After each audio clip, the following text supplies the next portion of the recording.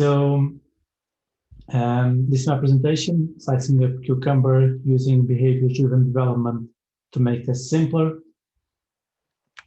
So this is a small presentation of me. My name is Miguel Nabuco. I'm from Porto, Portugal, and I'm a senior QA engineer at New Work, and I've been working in testing for around 7 years. So let's have a look at the agenda for today. First of all, I'm going to talk about what is behavior-driven development and Cucumber, and then a few reasons, then why do we use it and why should we give it a shot. Talk a bit about how the tests are structured, how Cucumber structures the tests, and then talk a bit about some minor things like hooks or tags, some of these tech bits. Then I'm going to go to some of the advantages and disadvantages, mention where we are currently using it in New Work, and then some references if you want to continue checking it out. Just another note, I'm not very active on social media, but if you want, you can ping me on LinkedIn after the presentation if you have any questions on the following days. So let's start. What is behavior-driven development? So basically in software engineer, behavior-driven development is an agile development process that encourages collaboration among developers, QAs, and non-technical people like agile coaches or product owners. It basically encourages teams to use conversation and concrete examples to share how the application should behave. So, for example, if you have a ticket or a user story, instead of being overly technical, you can write it as a use case. Like, as a user, I want to purchase that product so that I know I can have it, something like that. So, behavior-driven development basically relies on this simple domain-specific language or DSL to express behaviors. As, for example, this type of as I want to so that, or even the given when then structure that I'll talk to you in a minute. So what is Cucumber and how does it relate to behavior-driven development? It's a testing tool to run automated acceptance tests or end-to-end tests. It's free and open source, so you can download it and try it in your project. And the tests that you write in Cucumber are written in behavior-driven development style. So what does this mean? It means that the tests use common language, simple language, can be English, Spanish, or whatever you prefer.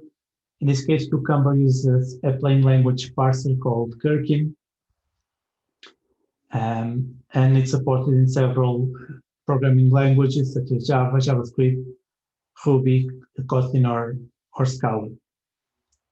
So I'm going to give you like an example of a test that I actually created some time ago, which is quite a bit ugly, as you can see. So basically, these are some auxiliary functions for an end-to-end test I wrote. And so basically, what I'm trying to pass the image here is that a QA or a dev can write a test, right, using code, but then other developers or other QAs or non-technical people such as product owners will not understand the test or what does it do, what's its purpose. Even the person who wrote the test itself, after some time, it can look again at the test and not understand it and take some time actually to understand what the tests do. You can put some comments and it helps, of course, but it still takes some time to catch up, to get back on it. But if you write a test like this, it's much more simpler for everyone. Everybody can understand, the person who wrote it, other people, even non-technical people. I mean, even you can understand it and you haven't used the project at all. Given the user logs in with a premium account and the user clicks on a video page, when the user finishes watching the video, and the user gives a positive feedback, then the user receives a thank you message. So it's a very simple structure, and everybody can understand it. So why do you use Cucumber, or why to use Cucumber? So tests become easier to understand for everyone in the team, including business people. It makes for an easier onboarding for new members of the team. So for example, if a new developer or a new QA joins the team, sometimes it's very hard for him to get a grasp on the code or the documentation. Maybe the documentation is outdated or something. So these tests can be a good starting point because he can know the flows of the application, what it actually does, its main flows. So it becomes easier for new members to catch on the state of the application. And because of that, and because they also need to be constantly updated so they don't fail, it becomes a sort of living documentation, because traditional documentation, as we all know it, tends to be forgotten with time, and because of that become outdated. So this can become a new type of documentation that it has to be always updated, because otherwise the tests fail and the pipeline fails and you can proceed. So let me give you a test example to be more easier to see. So this is a test example. You can see it here, for example, the feature is basically the feature of the application. In this case, it's show contact, job, and company changes. It has a short description. It has a background. A background acts as a before hook. So before every scenario, which the scenario means test, before every scenario, the background runs. In this case, you can see that the background is just a simple login. And then you have the scenario, which is the test itself. And inside the scenario, you have these steps that I mentioned. In this case, it's a user that changes its job title, and then another user logs in and sees the new job title of the other user. But the question is, where has all the code gone to? It doesn't disappear, right? So we'll have a look now at the test structure and see what happened. So basically, you have your test project, which can be the same project as the code or not. It depends on how they work.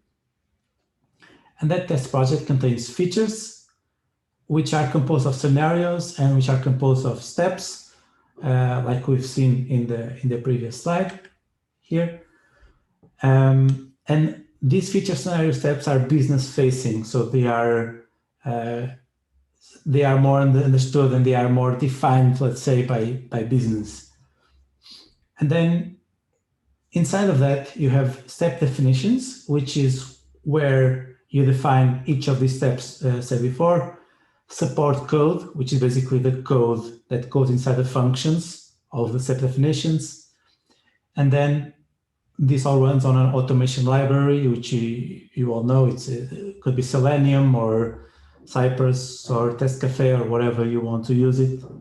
And these are like technology facing. And then this applies, of course, to the system under test, which is the application that you are using.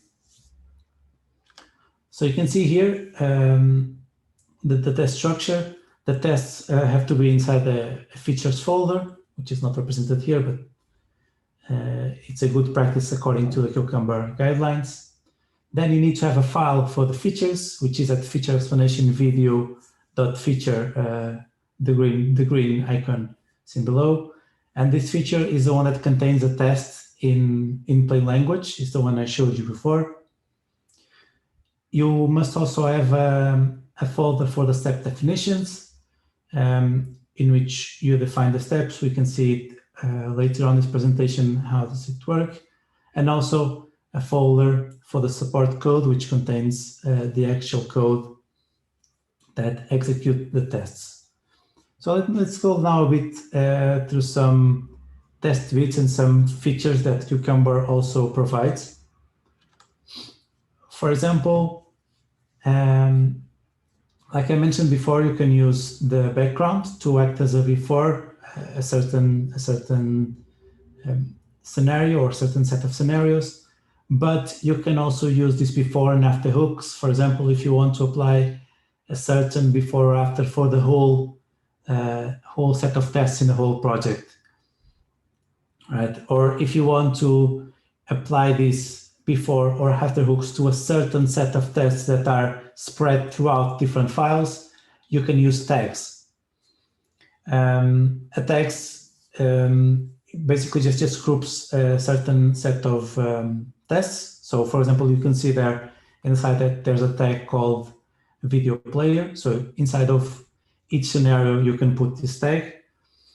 And basically you can just apply one of these hooks to the tag. So for example, you can say before all tests that has this tag do something. Tags are inherited. So if you have a feature with a certain tag, all scenarios below it or all tests below it will inherit that tag. But then, of course, if you had additional tags to the scenarios, the feature above it will not have those tags. It's basically a tree structure of some kind. Other things you also have that you probably are also familiar with other testing tools are scenario outlines and data tables. So this basically it's a way of running the same test with different sets of inputs and outputs. So basically you replace the scenario with the scenario outline. And you can see that in this example here, you have these examples keywords in which you put basically the variables of the several tests. So for example, in this case, it will run the first test with the basic user and it will go to that URL. On the second test, it will go to the not paid user and that other URL, and so on and so forth. And basically, this is a quick way of saving yourself duplicate things if you want to change small bits here and there. There's also a way to reuse variables between different steps. Now, this is something that the Cucumber guidelines discourage it, because usually you can have a step, like you can define the step and then use it in multiple tests, right? So, and if you make that step depend on some variable you have defined somewhere else on other step, then you need to make sure that every test that uses this step also has defined that variable. So, and this can become a bit tricky and messy when you have multiple teams and many people working on that. But if you really need to, there's a way to do it. You just put an at before the variable and definition, and then you can use that variable in other subsequent steps. Just one note, also, all this code I'm showing here, it's Ruby code, because that's what we use in New York, but it should be the same or very similar if you're using another language supported by Cucumber. Then you can also integrate Cucumber basically in your continuous integration or continuous delivery tools. In our case, we use Jenkins, and I think it's probably the most used tool for that. You just need to make sure that Jenkins, the Jenkins host, can run Cucumber and that you install a specific plugin. And basically, when you run the tests, it gives you a report. It's a bit more detailed than this. I just show part of the screenshot. With all the, in this case, in this scenario, in this screenshot, you see the amount of steps that passed or failed or skipped. But you can also see, you have these arrows there, you can also change it for features or scenarios. I mean, the most useful tool that you'll need is the scenarios that passed or failed or are skipped, because basically that's the number of tests that failed or skipped or are passed. Below this table, don't have it to show you, but there's the description of features and tests that passed or failed on each feature. You can also see it here, which is another view, and it's very useful for debugging. And we get to debugging also a bit later, but it's very, very useful for debugging, because when a certain test fails, you can see the name of the test. You can see the tags that are written, the tags that the test has, and you can see the multiple steps that it has. And the green steps are the steps that passed. It also shows you on the right the amount of time that it took each step to make.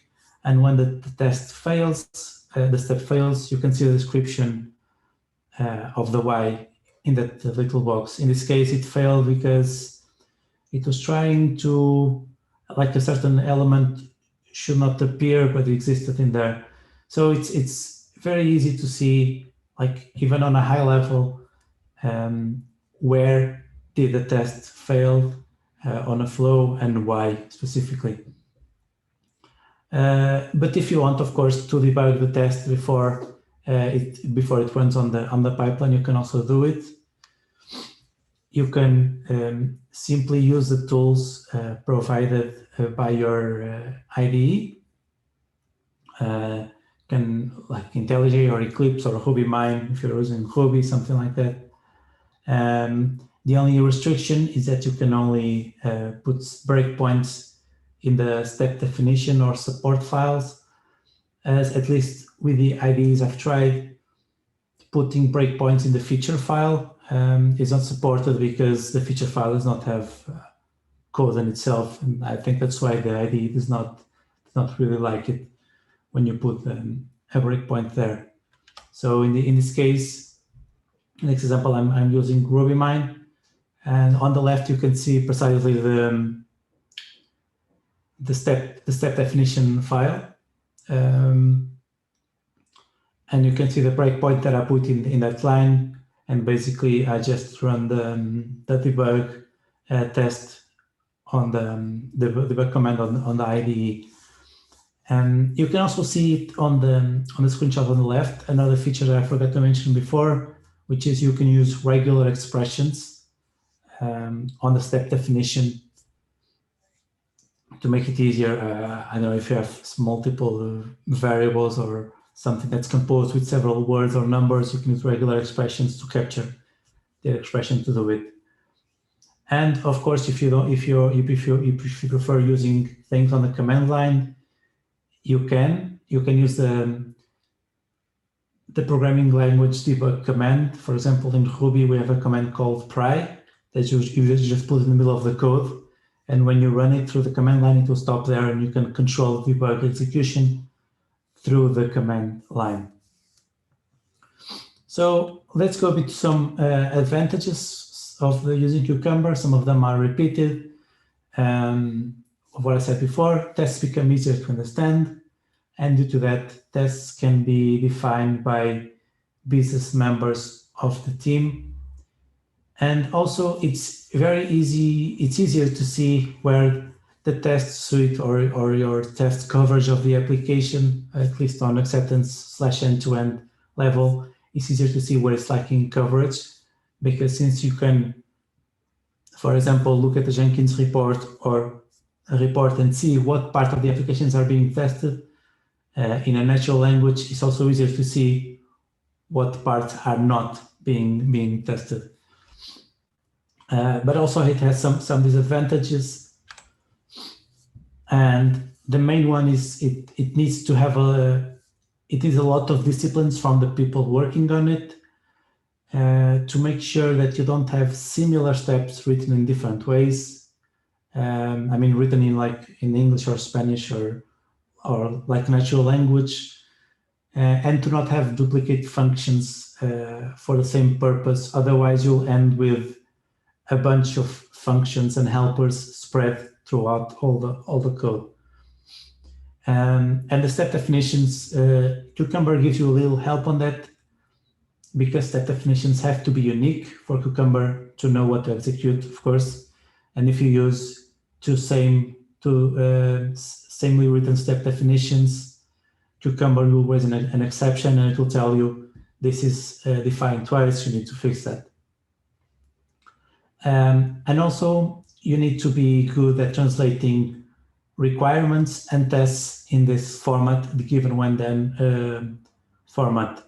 So it's somehow a paradigm shift in the way that you write tests. You need to write tests in the perspective of a user, of a product owner, and not in the level of a coder, right? So you need to abstract a bit and try to make it as clearly as clean as possible. You need to think. Try to put yourself in a position that someone that doesn't know what the app does, and try to see if you understand it.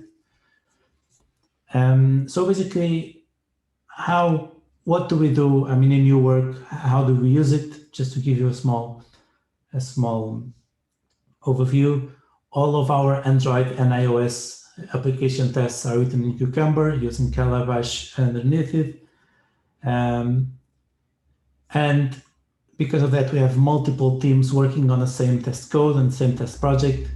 So we need to have strict and very enforced pull request reviews to make sure that we avoid what I've said before, duplicated steps or duplicated code introduced. So I'm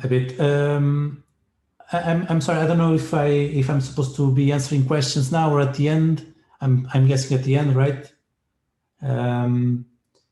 I'll have a look at the chat at the end and answer all of your questions. So basically, the team tests are separated by tags. So, for example, let's imagine that I'm a curate, right? And I created some Cucumber tests for my user story, for my ticket, and I put some tag on them. Like I put a general tag for like my team and some specific tags for each test, depending on what do they test. So when I open the pull request on GitHub, I put a label or some labels on the pull request. And basically, I'm not sure how this is implemented, but the connection between GitHub and Jenkins automatically runs, like it sees the label on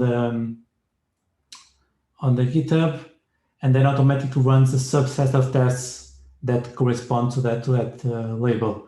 And why do we do that? Because, well, as you know, end-to-end tests take a lot of time. And this is the test for the whole application. So all tests take some time to run, around half an hour, 40 minutes. And if all tests would run in every pull request, it would take too much time, and it would take too much time to like find out what's wrong and go back to it and do this iterative process. So what we do is all tests run in master. When the PR is merged to master, all tests run. But when you are in the PR, the only tests that run are the ones that you put the label on the pull request. And so it makes it shorter. It will only test the parts which you suppose are the most affected by the code that was written. And then, of course, when it's merged, all the tests are run for the sake of sanity, and in case it breaks something you are not expecting. And so, if you want to, if you are interested in implementing or having a bit more look, here's some further material for you to get started. So the website, of course, like I said, Cucumber is free and open source. I think there's a kind of a paid version with some bonus, but you can use for sure the free and open source, and it integrates pretty good with almost everything. And that book I also recommend it. It's a book that uses some real world example. It's very simple and very self-explanatory. And basically that's it. So thank you all for attending the presentation. And now I'm looking forward to see your questions and answering it. Okay, so thank you, Miguel. Todos los que tengáis alguna pregunta la podéis hacer por el chat. Miguel os ahora las leerá, ¿vale? If you need help, Miguel, you can ask us, okay? Okay. So you can see the questions in the chat, no? It's okay? Yes. Perfecto. Pues adelante. Okay, so I'm going to read this first one question. I'm going to read it in Spanish, so if I get it wrong, don't worry, you can see it in the chat. Reconozco la utilidad y valor de BDD como herramienta de comunicación entre el negocio y el equipo técnico, pero me genera cierta inquietud la fragilidad de indexar los requisitos, pruebas en base a textos. Pues un coma o un acento puede afectar a su localización. ¿Estoy equivocado? ¿Existe el riesgo? Si es así, ¿cómo mitigar el riesgo? So basically, if I understood correctly, it's basically the thing I've mentioned around here, right? Which is to be very careful with the text, right? Please correct me if I'm misunderstanding the question.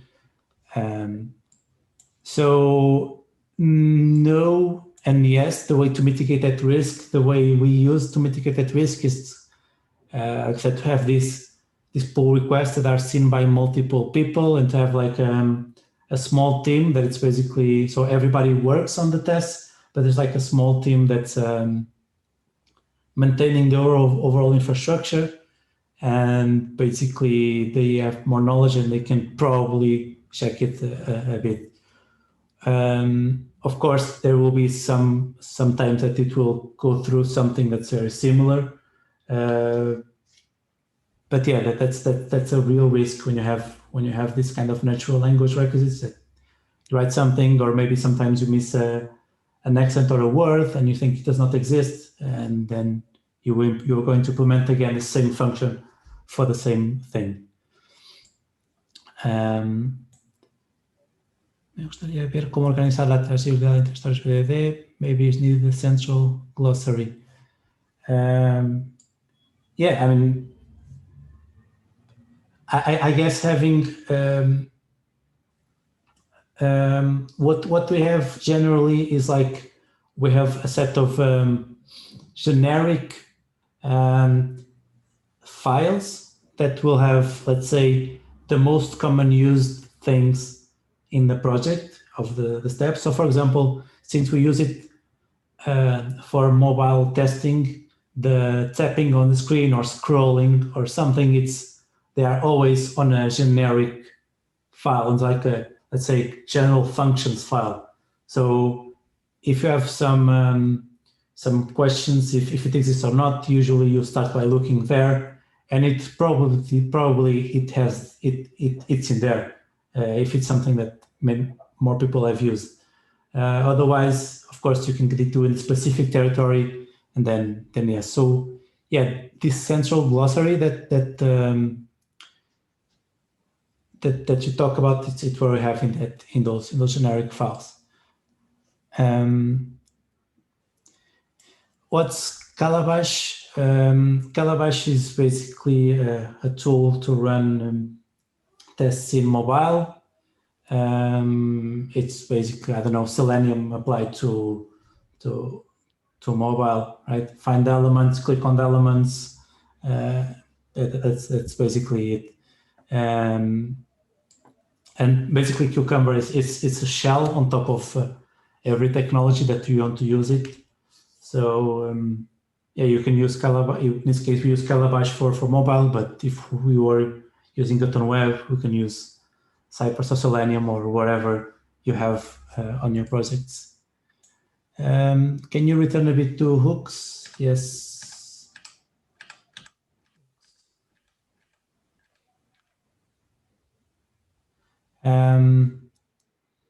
Okay.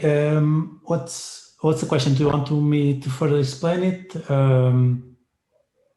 Maybe it's explain a little. Yeah. I know the user don't act explicit. Yeah. Okay, so it's a bit confusing because you have before, after hooks, right? And you also have, background. So here's the thing. The user asks you the context of use of hooks. Yeah. Oh, yeah. So here's the thing. Sometimes you have before and after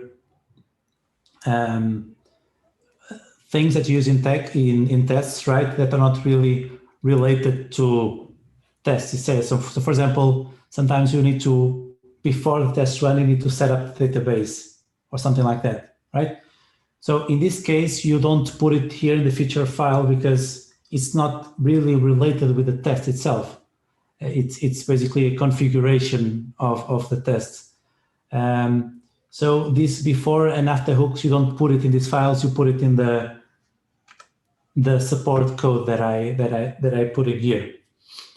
And this before or after hooks, if you just define the before hook with nothing else extra on it, it will run for every test. It will run before every test. The last time I looked into it, it may be updated now, but there was no before all.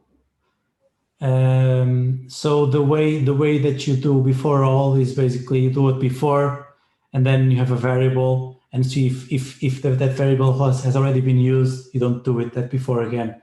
It's a bit of a hack, let's say, but for some reason Cucumber does not have the before all. But if for some reason you want, let's say before you run the test, you need to create a table in the database,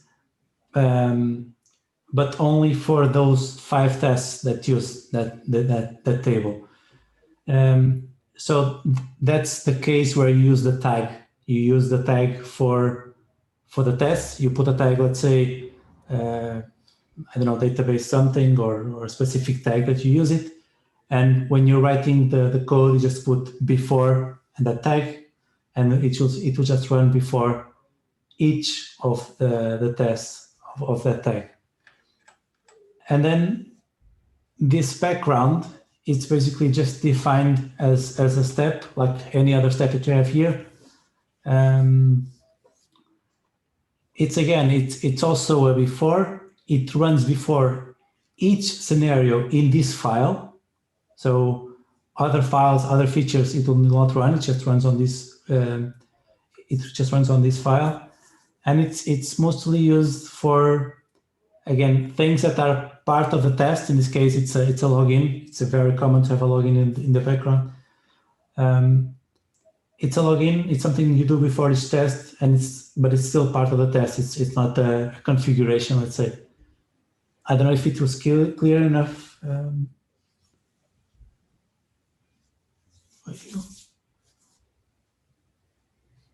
All right. Great. Okay. We have a question, the audience, about the plugin of Cucumber in Jenkins. Is about the results. So can you download a document of the reports, or only are available online with Jenkins? No, this is actually on the Cucumber documentation, but you can actually export it as a JSON/XML.